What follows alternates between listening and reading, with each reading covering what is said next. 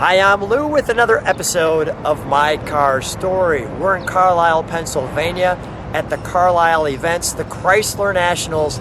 Take a look in the description of this video and you can see all the great Carlisle events that they have. And I'm with Gardner Peters. Gardner, what year, make, and model do you have today? 68 Plymouth GTX. And the engine under the hood? It's a 426 Hemi, factory Hemi car. Factory Hemi car. Well, best of the best for you who watch the channel. So let's take a look at this. Gardner, come right alongside me because you can speak right there. So how long have you had this one? Almost 3 years.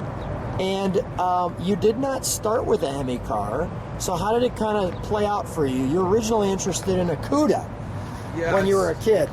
It's interesting. I just always had old cars my whole life. Been very blessed to have owned them when nobody wanted them back in the 80s. So it was kind of a progression up.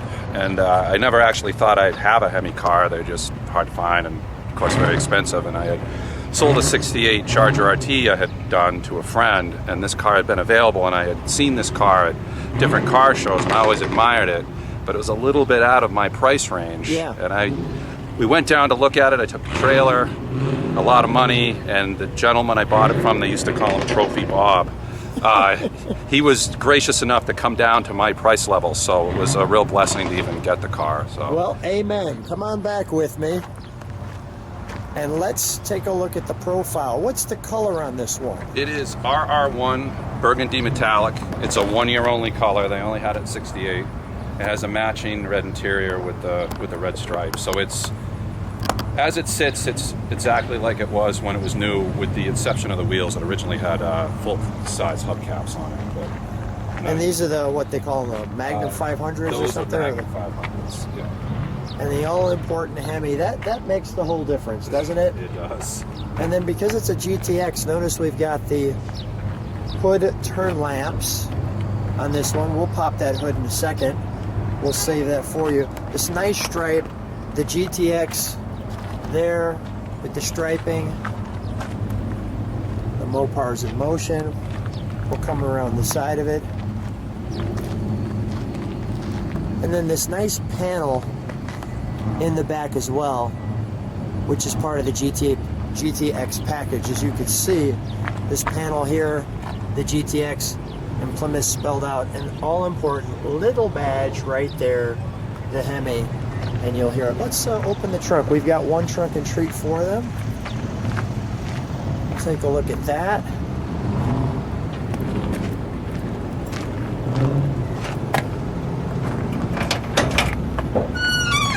So, at the car show, we've got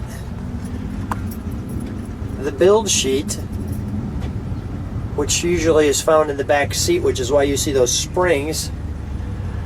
We've got the, it looks like original tire here with the car, the correct markings.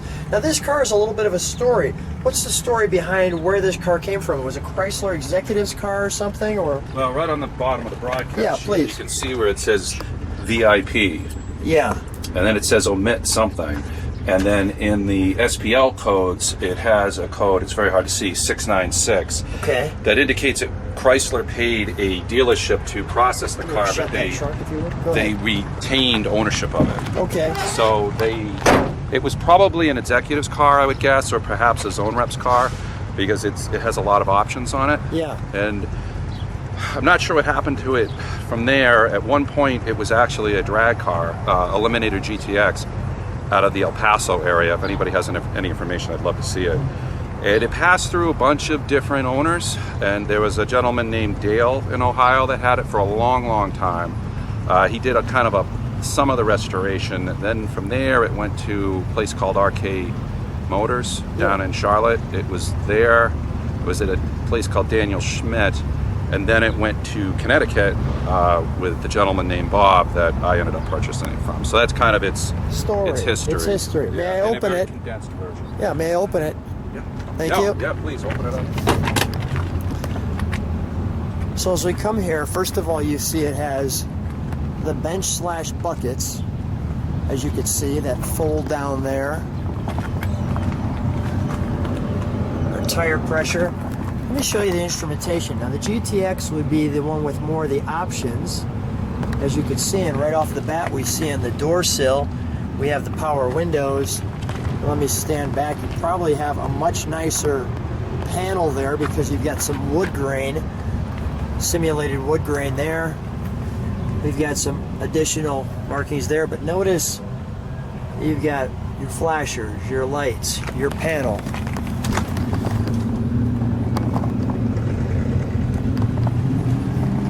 As we look here,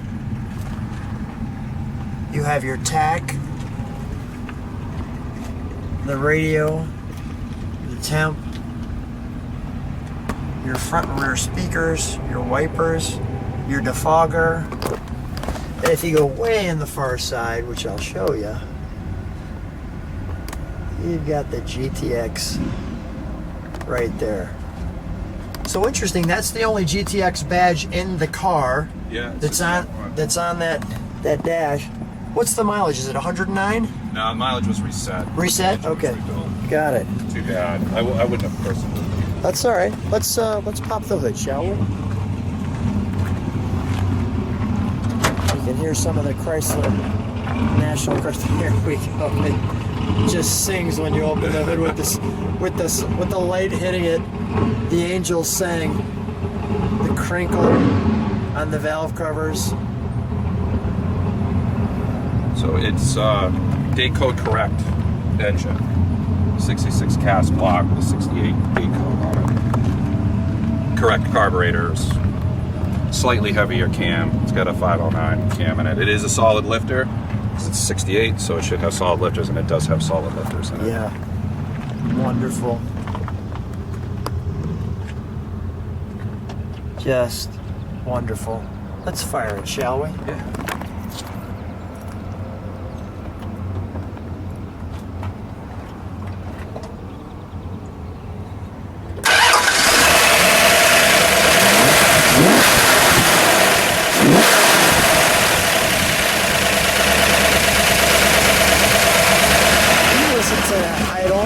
If you would step on the brakes for just a moment. There's our tail lamps.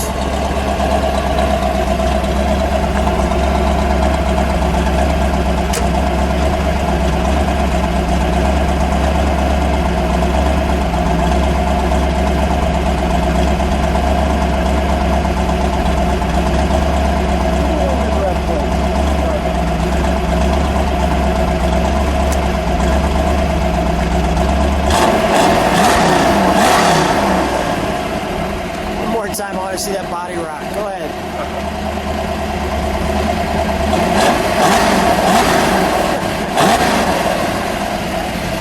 Well, there's only one thing left to do. Let's take it for a ride. Sounds good. Let's go.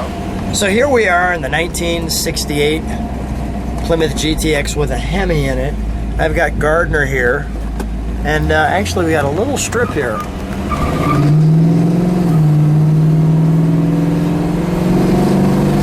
Good. We don't want to wake up all the neighbors. Nice, right? Yeah, well, you gotta blow it out every now and then. Gotta get a little carbon off that. Yeah. How do you feel driving it? Because you don't get the chance to drive it too often. You know, it's nice about being at Carlisle. You drive the car like 3 or 4 days in a row, so it feels good. Yeah, it's a very comfortable car with this too. You know, it's with the little armrest there. It's nice. What's the reaction now that you're a Hemi owner? I know you've had some other cars. Do people treat you a little different? How's that all work? I think they treat the car different. I don't think I'm at it that much. That's what I say to myself anyway. Straight. Yeah. Right? But you know, people like to look at it. They want to see the engine, of course. And, you know, a lot of people will ask the same question too. You know, is it the original engine? You know, is it a vintage Hemi that's in the car? It's a date-coded block that's in the car. Everything is correct to 68. But yeah, it's kind of the reaction. You know, it's fun. I like talking to people. So yeah, so it's a nice friend maker. Yes. Do you find it interesting when they ask you all the time, is it the real thing? Is it the real thing? Yeah, I mean, I think people all want to, oh, is it a clone? Is it a clone? Or, you know, oh, is it a real Hemi car? And then when you tell them it is. Yeah, they're like, oh, really? And then they kind of get... Yeah, then all of a sudden their blood starts flowing. Yeah, and they want to, you know, it's kind of interesting to see underneath the car, because they do have some different frame braces, like the rear spring perches are tied to the frame rails, and there's I call them a spring box, I'm not sure what the technical terminology is, forward of the leaf springs. So, and they also have a pinion snubber plate in them. So there are some minor differences in the cars, and people like to look at that. And I'm pretty open. You want to crawl under it, have a blast. You know, I'm not getting under there with you. I've seen it enough. But if you want to look, hey, have a good time. You know. Well, Gardner, what a fun time. What a great car. Thanks for letting me video it, share it with the rest of the globe. Thanks for being on My Car Story. Thank you. Take care.